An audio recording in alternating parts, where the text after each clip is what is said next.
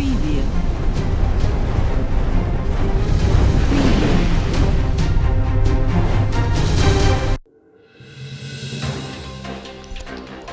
Corona का असर जन्माष्टमी पर भी पड़ा और दरभंगा के विभिन्न क्षेत्रों में देखा गया कि मंदिरों में ताला लगा रहा। हालांकि विधि पूर्वक पूजा पाठ जरूर की गई मंदिरों में, श्रद्धालुओं के आने जाने पर पाबंदी थी, लेकिन श्रद्धालुओं ने भी अपनी तरकीब निकाली और घर पे ही मनोरंजन के साथ पूजा पाठ भी किया और झांकी के रूप में बच्चों को राधा कृष्ण के रूप दिया गया।